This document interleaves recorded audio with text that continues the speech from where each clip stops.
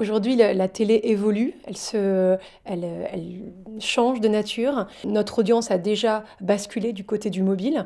Elle est massivement connectée à nos sites sur les terminaux mobiles, que ce soit smartphone ou tablette. Et donc, on a effectivement besoin d'être très présent sur ces devices. Alors, la télé, elle n'est pas morte pour autant, parce que c'est bien à partir des programmes qui sont conçus pour les antennes linéaires qu'on est capable de produire eh bien des programmes en non linéaire, accessibles sur les smartphones. Dans certains pays du monde, on paye les forfaits mobiles à la data, et il est donc nécessaire de pouvoir consulter des formats courts. On a aussi un usage en live, en direct, depuis les smartphones.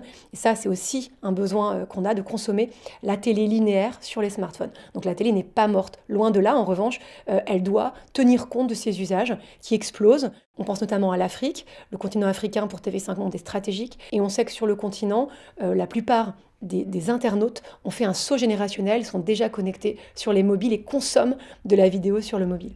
Pour beaucoup, ils ont un usage qui est différent de celui qu'on peut trouver notamment en Europe. Ils téléchargent pour beaucoup des vidéos lorsqu'ils sont en Wi-Fi pour les consommer ultérieurement.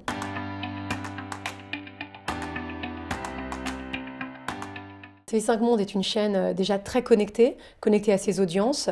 On a 9 chaînes dans le monde et toutes ont un pendant digital sur le web, les applications, les télévisions connectées, les réseaux sociaux, et on va adresser nos audiences de façon différente en fonction de la zone du monde où elles se situent. On n'a pas les mêmes droits, on n'a pas les mêmes usages, on n'a tout simplement pas les mêmes publics dans nos différentes zones du monde. En Asie et aux États-Unis, TV5 Monde est une chaîne payante. Il faut donc qu'on puisse proposer des offres en VOD qui soient adaptées aux abonnés et disponibles uniquement pour les abonnés. Dans d'autres zones, on va proposer une offre de replay plus globale, gratuite et ouverte à tous. On est présent partout là où on peut l'être, en hyper-distribution. C'est aussi un des enjeux de TV5 Monde. On démarre un plan stratégique 2017-2020 qui met le numérique au cœur des problématiques de l'entreprise, mais aussi des audiences et du public.